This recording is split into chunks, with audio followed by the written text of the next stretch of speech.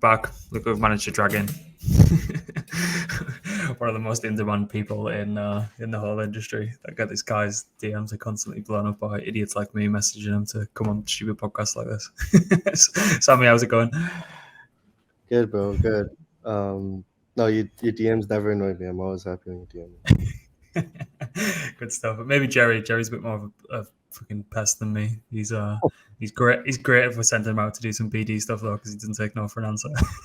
You gotta love the hustle.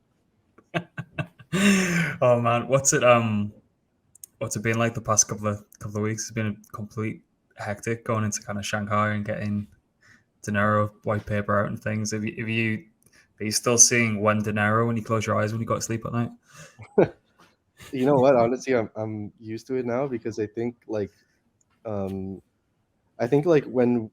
last time we were making a major push, maybe for like hidden hand or something like that, like getting that out the door, there was definitely like a lot more urgency because I think the protocol was in like a bit of like wasn't a bit of like not a worse state, but like a bit in a state that the market was moving a lot faster and we needed to keep up and all that sort of stuff. And that is what I have PTSD from. So I feel like now, like DINERO is more of an upgrade than it is like, something that we need to do. So the when DINERO comments, I see them, but they don't get to me the same way the when hidden hand comments got to me. Yeah, it's because you guys, you have so much to juggle as well, and it's kind of, I kind of look at you guys and think if they're building something in that particular space, it's something that you really need to pay close attention to. So God knows how you do it. I complain about trying to run a content platform, so kudos to you. But what's even further back than that? What's the last 12 months been like when you've been building in this horrendous market? I know it's been a bit of a relief past couple of weeks, obviously chopping left, right, and center. But what's the past 12 months been like? It's been eye-opening. I think like the market was definitely on easy mode before, but luckily we were in, I look across what's happening to some of our partners and stuff, and it's definitely rough out there. Like a lot of people are running short on runway. They had an over dependence on token incentives, and a lot of the people that launched the same time we launched, they're just like completely they're just gone. And we feel blessed, we feel lucky, because we always took sort of like our headcount serious, managing the treasury serious, and we're in a position where we have the lights on for a couple more years, even if everything was to stop working all of a sudden. So but like the good news is we've been in a state where we can just stay heads down and focus and not worry too much about what's going on around us, because we have that luxury, I guess. Yeah, because I suppose you guys kind of caught the very tail end with, and I quote this all the time, like the launch, the way you guys did the launch was still to this day, I think, the best that I've came across, and I still think anything's kind of competed on just how fair it was. Give a lot of people a lot of time, pretty simple to get in.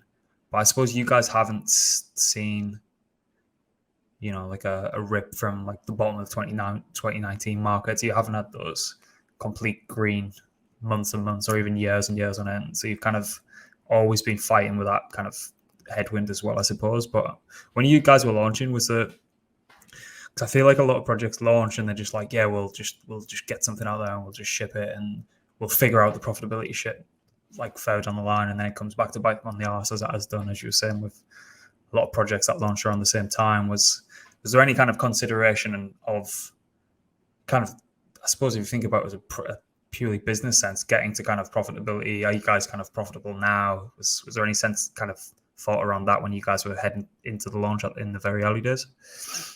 So considering our operational expenses, we've been profitable as like a DAO, I guess, since December, which is really, it sounds like I guess like if a normal person was to hear that, they'd be like, oh, big deal. But like, I think for a crypto project, it's actually pretty impressive, especially considering we're only a year old. Yeah, we've been profitable for the past 5 months almost now. That means the fees that we've been pulling in from the treasury, from Hidden Hand, from Pyrex have like outweighed the amount of money that's going out, whether that's for salary or for token incentives and stuff, right? And that's been really good because I don't think there's a lot of projects that are in that same position. And one of the things, and to answer like the second half of that question with it, one of the things that was really important to us was when we tried to get something really innovative out there. I guess like when Hidden Hand came out, it was sort of one of the first. There's a lot of them now, but when we did one of the first projects that sort of like tried to like bring like this bribe concept to like multiple markets, and Pyrex, same idea when we first announced that. It was looking at sort of like what Lido is doing with LSDs and stuff and trying to apply that to something a bit more DeFi native like Convex. But when we did that, like both times we said, no, we're not putting any butterfly incentives behind it, just so that we can see if people actually wanted to use it. And again, like, we got lucky, like people did genuinely want to use it. It did find like, a pretty good fit in the market for the niche that it was trying to serve. And it really helped us get to that state of like, being profitable and being sustainable as like a DAO. Especially compared to like the original launch, right? Like I think like you were saying, like the tokens, the bonding event went good.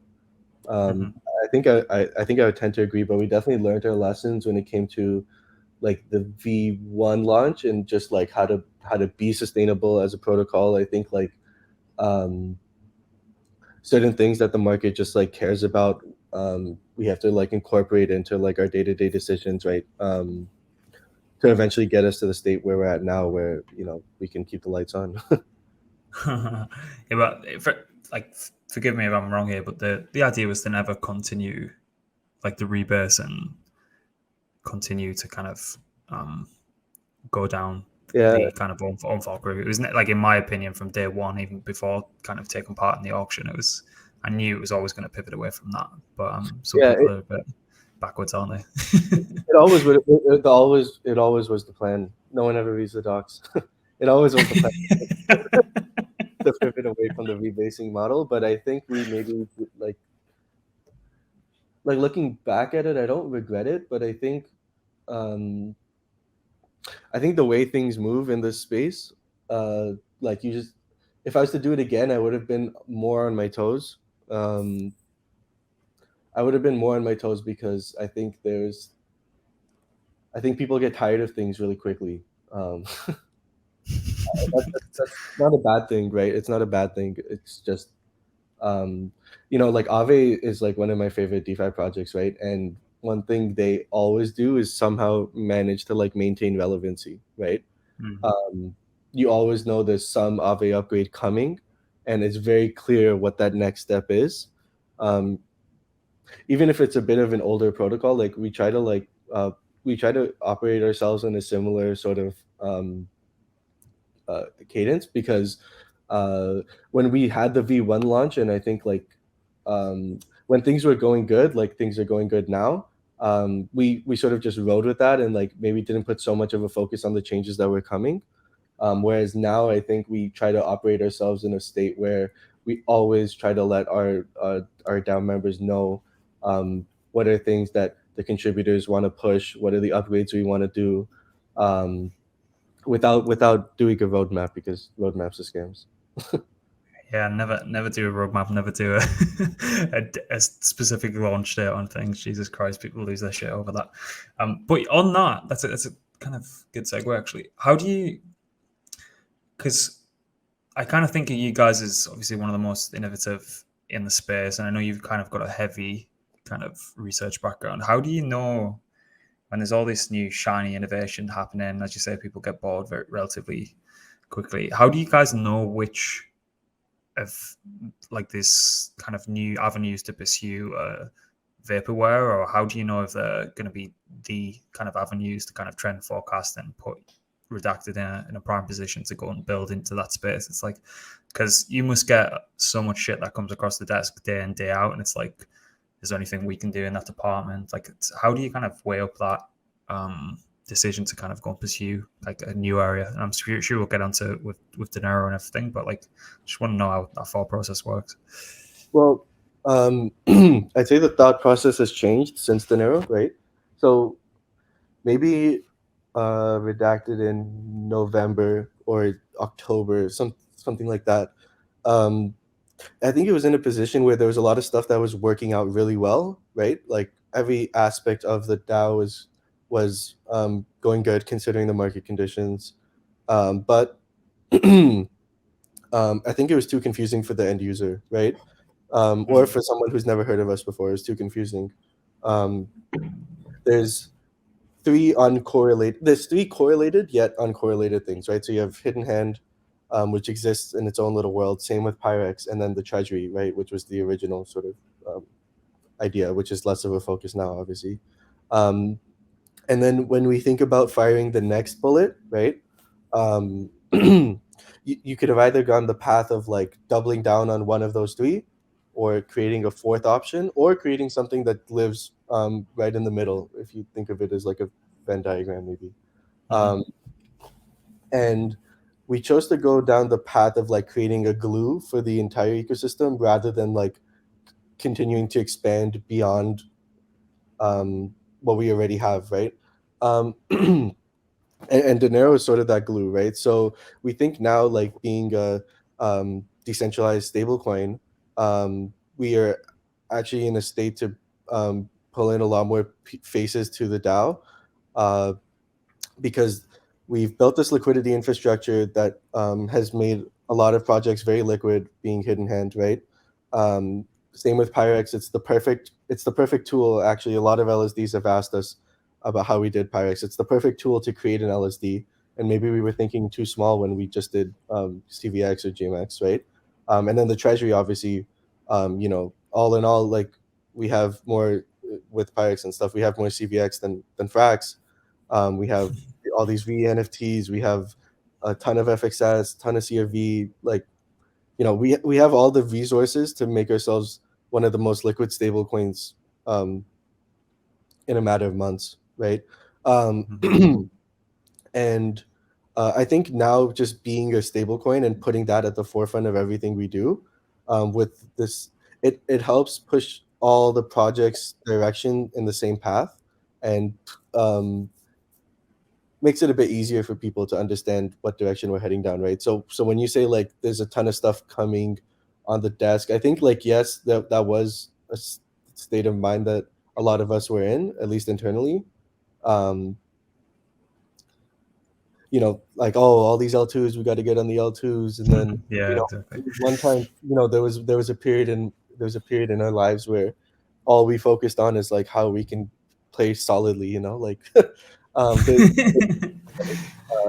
there's trends, and I think actually like now that we have things that are working, it probably makes sense to just piece it all together and like do something that we know will work for us, rather than like and it's still a problem to solve, but like do something that'll work for us, but maybe not just try to like stay on top of trends and continue to distract ourselves. Yeah, it makes a lot of sense. So I'm sure everyone will be busting to hear it straight from the source. Can we do high level of Dinero, and I suppose we can get into all the kind of the aspects of it, because I've got a long list of things that it's setting out to achieve. But yeah, if you can do high level Dinero, then we'll start getting into some of the more underlying stuff on the protocol. Sure. So some background, I guess. Around this time last year, we had just gotten Hidden Hand out the door, and it doesn't necessarily see the success it's seeing now. But you just got Hidden Hand out the door. We had a lot of runway. The team was in a solid state, and we were thinking on what the future of this project really looks like. And there was there was one big problem I think that we all wanted to like work on and solve, and that was the stablecoin problem, right? Beyond how it fits into our DAO strategically and like the impact we can make, at least from a liquidity standpoint, we spent a lot of time thinking about why do people actually need another stablecoin, right? And at this time, you know, ETH2 was sort of like brewing up, and it was you know, Lido was on the scene. Maybe Rocket Pool was there, not a lot of others.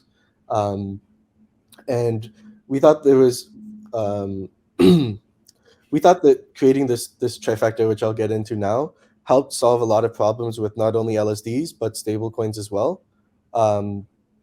And that's sort of where we are now. So basically, what we've built is a 3-part module, right? You have Dinero, the stablecoin, pxETH, which is our own LSD, and the Redacted Relayer, right? Kind of like a RPC, like a, you know, Flashbots or something.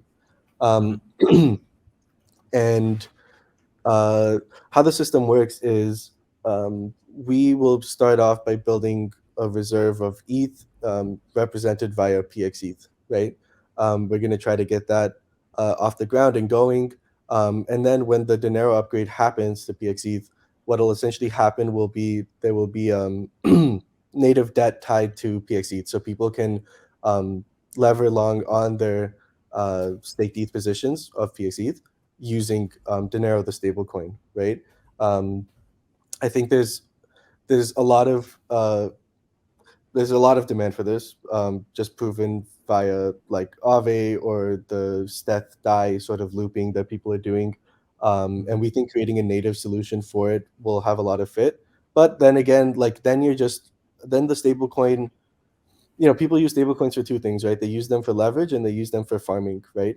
And when you think about crossing the chasm, leverage and looping and farming and stuff doesn't get you there, right? I think we've seen a lot of stablecoins reach that point where they're just about to like be a real challenger or be a real success, and then the trade-offs they have to make in order to like continue to serve size for like their purpose, right? Like farming or looping, ends up being the downfall of them, right? So that's where the relayer comes in. So the relayer is actually what pieces together pxETH and Dinero. When people use their pxETH to open a Dinero CDP, there will be a portion of the ETH that stays liquid, right?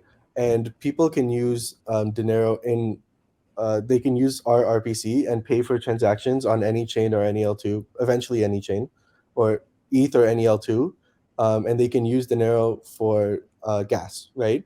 And when you use Dinero for gas over ETH using our relayer, we route you through.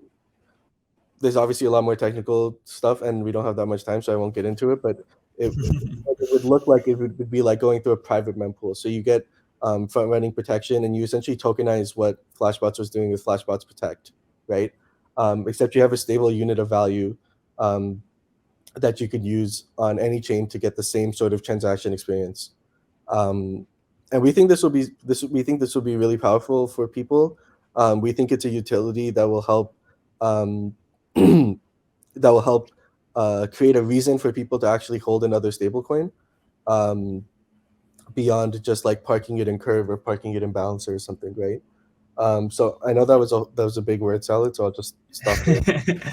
Yeah, no, I've been stuck into the light paper quite recently, so I'm happy to hear what I've thought I understood was correct. But so with Dinero, right? Let's get this out there for anyone who's listening and thinks centralized stablecoin bad, because that's not the case. We've got CDPs have held up extremely well, and how do you guys think of the decentralized stablecoin space? Because obviously, in my opinion, I'm an idiot, so take this with a pinch of salt.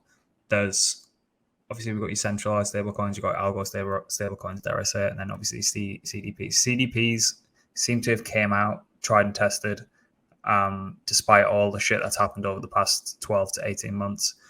But then, as you were saying quite rightly, it's how do you get them to scale, and how do you get them past like the dormant kind of use cases for them? So, and I know that you guys will have some USDC in there initially. Is that a initial kind of use case to scale? Like, what's the kind of thinking behind Not to scale, having that? One thing that we've been playing around with the Tapioca guys is creating what would be a decentralized clearinghouse, right?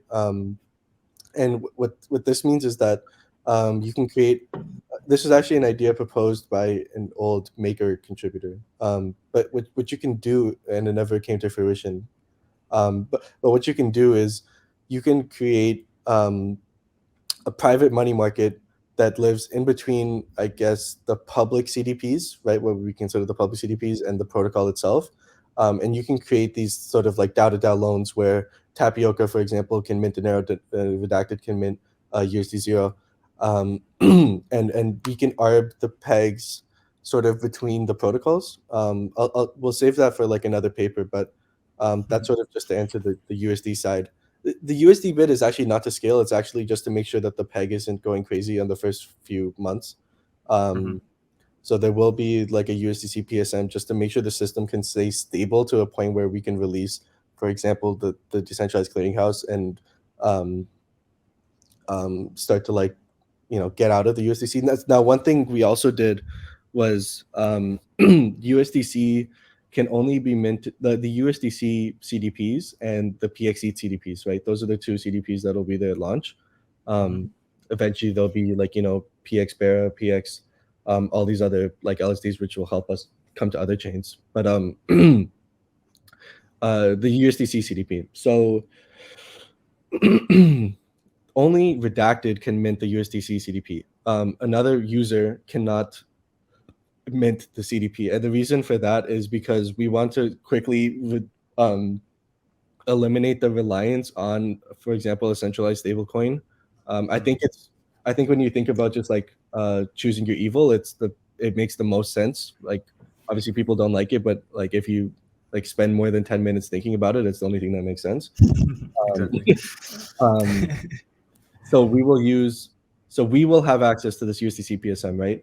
And we will be minting the Dinero against USDC at whatever CR, 101% CR and stuff, closing out any peg deviations. And the reason for that is because when we do want to eliminate that reliance on USDC, we own 100% of those CDPs, right? We own 100% of those debt positions, and it's a lot easier for us as one party to completely close out that position than if the open market has, access to the PSM via 1inch or something, right? Like Maker. Yeah. A lot of people are just swapping USDC to DAI and don't even realize that they're opening a CDP. And then you created the scenario where like now Maker can never get rid of their dependence on USDC, right? They can maybe continue to grow the DAI supply by like doing things like USDP or what are they doing, GUSD, right? Yeah. But that works well for them. you can never eliminate that because depending on a complete migration, or just closing out all those CDPs at once and closing so much of the DAI supply is like a problem, right? So we think by limiting those CDPs only to us, we'll be in a position where the public can continue to like, fill whatever yield arbitrage there is by minting Dinero against pxETH. And whenever there's deviations, for the sake of the stablecoin itself, like we can close them out as a protocol, as a treasury, obviously in an automated manner. And then as we start to like, get out what would be the new clearinghouse, we can close out those CDPs and swap out of the USDC ourselves, right? Yeah. Hopefully that makes sense. Yeah, that's smart. Really like that. So let's think about like a user flow. So I've got my ETH, I come stake it on the protocol. In return, I've got pxETH, and then I can go and mint Dinero against that. What are we looking at for kind of LTVs? Or are we going as high as like 90? What is there any kind of thoughts around that? Is that going to be kind of optimized by DAO? What's the kind of lay of the land there? Yeah. So there's two factors at play, right? So one, reason that we haven't maybe like enabled Dinero borrowing yet is because we want to see the execute, which looks to be really good right now. What kind of demand there is on there, because you don't want to be executing licks against pxETH, right? Selling it into the open market and auctioning that off. What you really want to be doing is taking pxETH into the CDP, and this is why I think the need for like native debt is so important. You want to be taking pxETH into the CDP, letting them earn that yield and pay off that CDP itself. And then what you want to do is you want to when a CDP gets too low, when the health factor gets too low, what you want to do is you want to start unstaking that pxETH to get native ETH, right? And even if there's no queue at all, there's still a cooldown period, right? So you want to give enough room for that to happen, and then you want to fully want to liquidate people at, you know, what would be the market standard right now, which is like 110%, right? So yeah, so there's two liquidations at play, right? One is the liquidation of the liquid staking, and then one is the liquidation of the CDP itself, right? And I think like when it comes to just like ETH, for example, like 110%, that's proven it works in the market, right? And it can obviously be changed by governance and stuff, but that's what we're aiming for. And then pxETH is something that can be a variable, right? Depending on what the cooldown periods look like, depending on how long it takes us to redeem that pxETH for ETH. And vice versa, getting the ETH back into pxETH based on people's health factors of their CDPs. Yeah. Have you guys kind of designed a liquidation engine, or have you taken any inspiration from anywhere else? What's that going to look like? Is it Dutch auction style, or is there anything you can kind of tell us around that? Yeah. It'll be probably like a B protocol Dutch auction sort of. Yeah. Nice. So what can you kind of give us high level about how you're thinking of MEV? Obviously, it's kind of been on the tip of everyone's tongue. I still think a lot of people are in the dark a little bit about it. So where is this kind of, with the Redacted Relayer, where's this kind of premium flow gonna effectively come from? Is there going to be a lot of kind of, you know, what's the right word, like lobbying, like protocol politics at play here? Can you kind of plug into our relay? How does that all work? So you know that kind of Redacted Relay is going to be getting some kind of premium flow, if you want to kind of call it that. Yes. So the way we're designing the relay is that it actually wouldn't be a lift at all for other. If it was a wallet, for example, right, like we would need other projects to integrate the wallet, right? But because it's a relay, like anyone can sort of use it, right? Like it. What's the right way to put it? There's no integration needed. Let's just say that, right? Obviously, it's a BD effort on behalf of the DAO to get people to start using it. But we're trying to design it in a way where there's not actually a heavy lift for people to start integrating it, and perhaps even like creating some new projects which would have dependencies or rely on the relayer, which could be cool. Where was I going with this? Yeah, like one thing you want to do, I think, to like help scale that is like make sure that there's constant availability on dexes, make sure liquidity is deep on other chains so that people have easy access to it. But I think that's true with any token, right? When you enable a utility like this, you want to make sure that like projects don't have to like completely change the way their protocol works just to integrate it, right? It's unrealistic for us to say, oh, actually, Uniswap needs to integrate Dinero, not we need to integrate Uniswap. Does that make sense? Yeah, 100%. I mean, you couldn't have had a better poster boy for the past couple of weeks with Jared from Subway. It's just absolutely destroying everyone left, right, and center. 100%. I think another interesting thing, and things that some others have been getting excited about, is I think in the LSD space, like a lot of people are completely focused on maximizing MEV, right? For example, you have MEV now, right? Like a moat for certain LSDs is to capture as much MEV as possible. But actually, if you just if you jump on the other side of the spectrum there, you probably have as much you probably have as much, maybe not as much, but you have a blue ocean of market fit, which is basically telling people that if you use this LSD via Dinero, you can get MEV proof solutions, right? And then that can power the tips that people are paying to get that MEV proof user experience on Ethereum and all these other chains can be the source of yield to help differentiate your LSD against what would be like the competitors, right? I don't think like, like we're not gonna, we have the resources to get this going, but we don't have the resources to be like, yeah, you know what, we're gonna come up with a better MEV strategy than Manifold or something, right? Like, for us, it makes more sense to attack it from this angle because it's realistic. It hasn't been done yet, and we believe as a protocol and as a DAO that it serves a unique need. Yeah, absolutely. So you guys go off into kind of the block building landscape, or how's that going to look? Will you guys kind of go down that route, or? We didn't talk about it too much because we recognize some people's, not to the fault of anyone, but we recognize some people's maybe like lack of understanding on how deep your pool has to, how deep your capital has to be to start building blocks, right? Yeah. It's not, it can't be done overnight. And obviously this is the goal for the protocol, right? To get into a state where maybe like people are using the Dinero relayer to like route transactions into a bundle that we as a validator actually validated, right? That would obviously be ideal, and that is an end goal. But the reason we don't put too much focus on it is because it's just not something that like we can say will happen this year, right? Like no matter what happens. So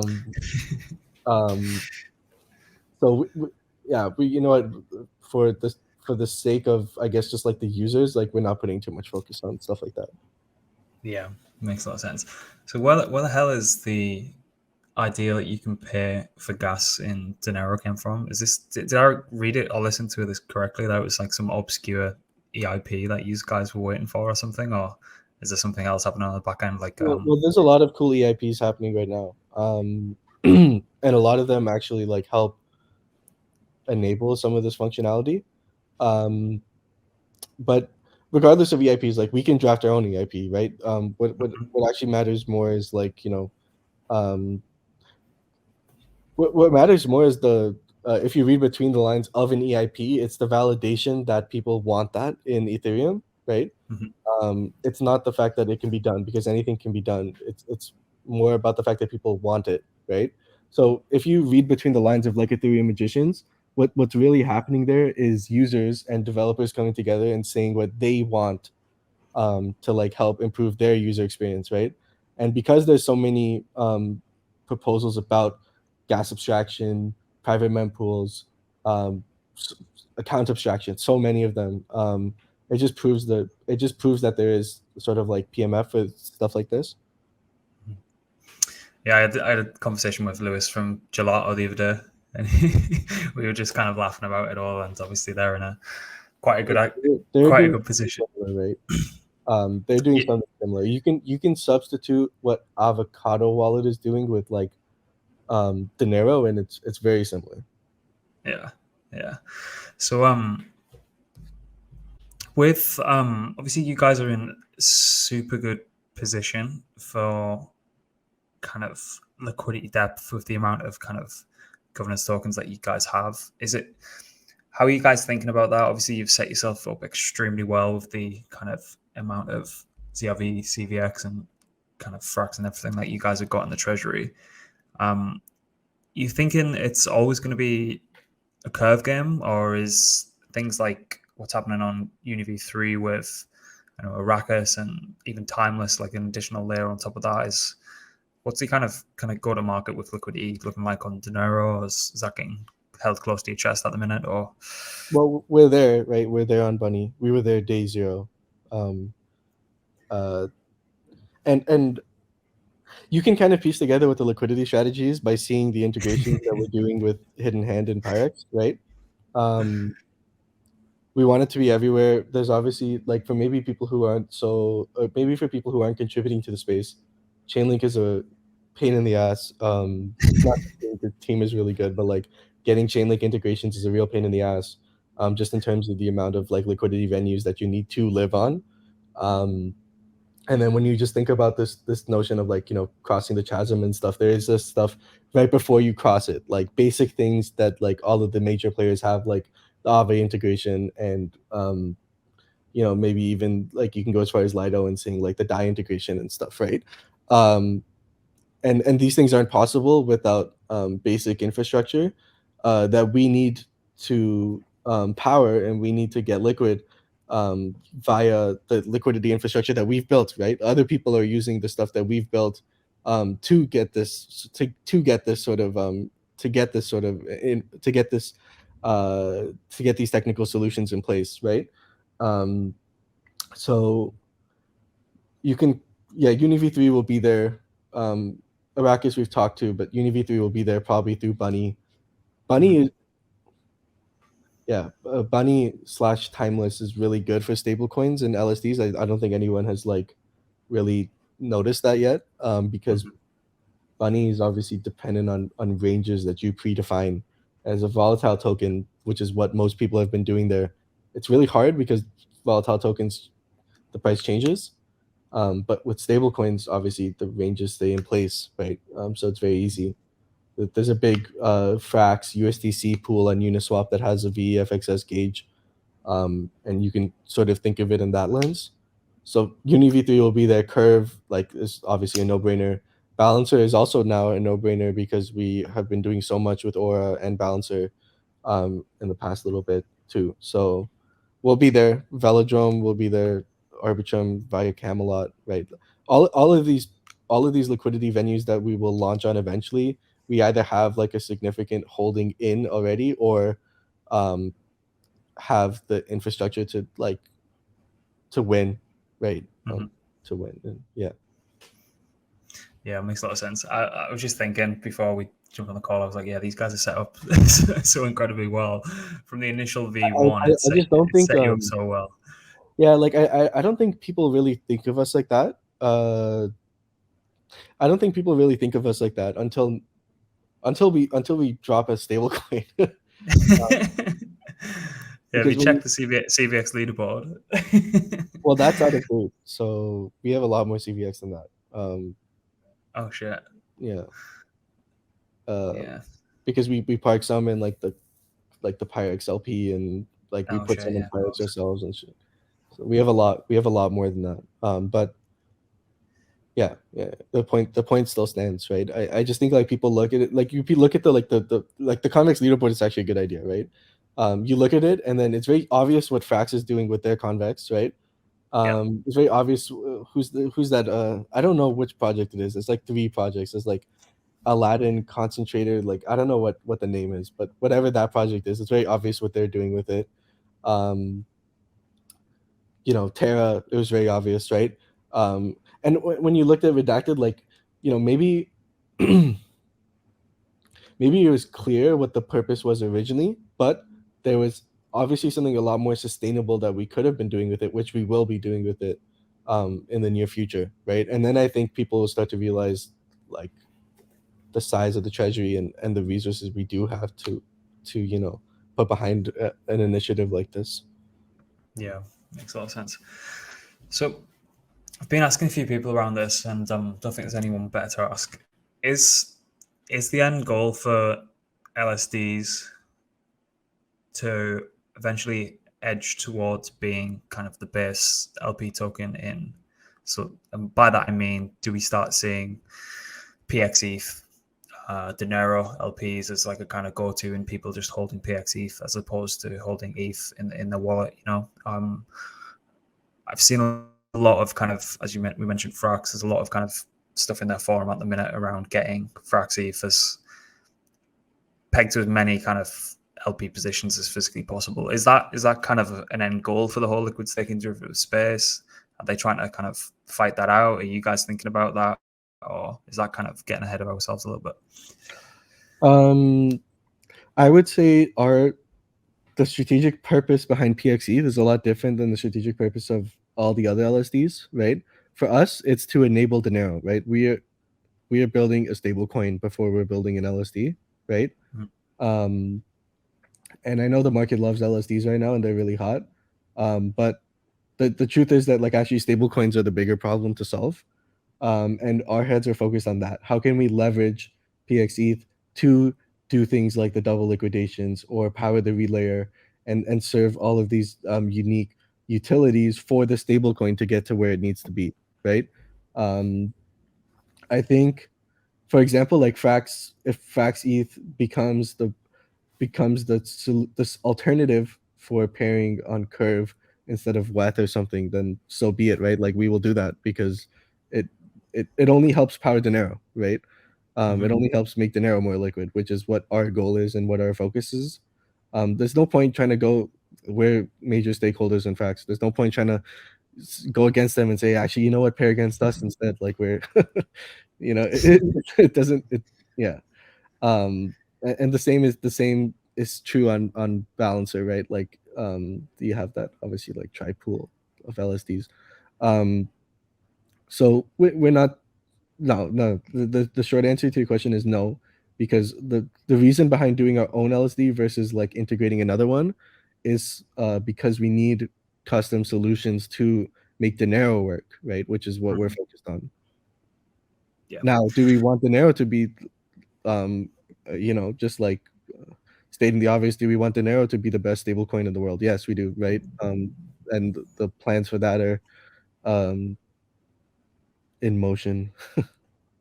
Although it's an uphill battle, but yeah, that's where we're more focused on, I guess, integrations wise and liquidity wise.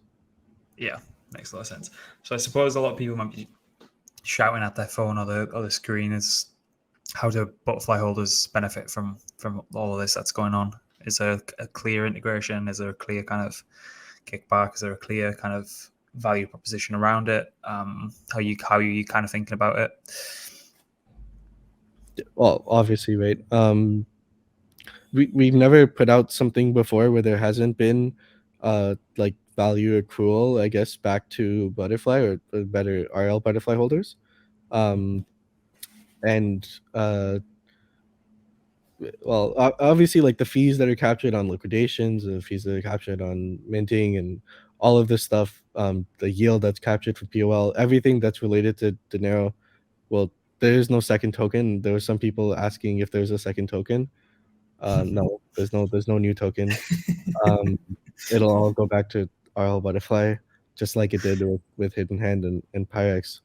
Obviously, there's a split there between what goes towards like sustaining operations versus the holders and stuff, but it's the same setup as it's always been for stuff that we've put out the door. Nice. So when are we? I'm going to be one of those annoying people now. When can we expect to get our hands on Dinero, or what's the kind of next steps that people should be very aware of? Well, the first release is pxETH, then Dinero, then the Relayer, right? So pxETH comes first. It's just about getting wrapped up. We'll be sending it for audit soon. Like when we say sending it for audit soon, like does that mean days, weeks, months, or years? Like I'd say it would mean like weeks, right? So we're sending it for audit soon, and hopefully getting it out to market like this quarter and stuff. And then the stable coin, like it's really just a question of like when we think pxETH is liquid enough to start enabling debt against it. That's when we'll like release the stable coin. There's no timeline for that. I find like creating timelines around liquidity or creating creating timelines around liquidity is probably smarter than creating timelines around dates, right? Just arbitrary dates that doesn't make any sense. Yeah, like some people, I did this too actually. Last year I did this, and I learned the hard way that like saying dates is just the stupidest thing, because it's like anytime in DeFi, if someone tells you, not our devs are the best, but like if a contractor comes along, right, and he says, yeah, I can get it done in 1 week for $100, right? it'll take them 2 weeks and it'll cost $200, right? So yeah. Because there's absolutely no upside by putting a date on it. No, Like, it's always twice what as you're supposed to say it's not what you're supposed to say it's next week, and then everyone's like kicking up a fuss because it's not delivered exactly on time as they wanted it. It's I don't know. It's always twice as expensive and twice as long. You're really selling, is it? There's also an outstanding role that you guys are looking to fill. Can you fill us in on what that kind of dream candidate looks like, I suppose, for you guys, and what the kind of role is? I'm sure there'll be people listening that'd be all over it. I'm too much of an idiot to kind of fly for it. So can you kind of fill us all in? So we have around we have just under 20 contributors right now to the protocol. A lot of them now with this sort of like third product coming out, a lot of people are picking which ones they want to focus on, right? Some people want to say like the role is for like a business developer or growth sort of role, right? And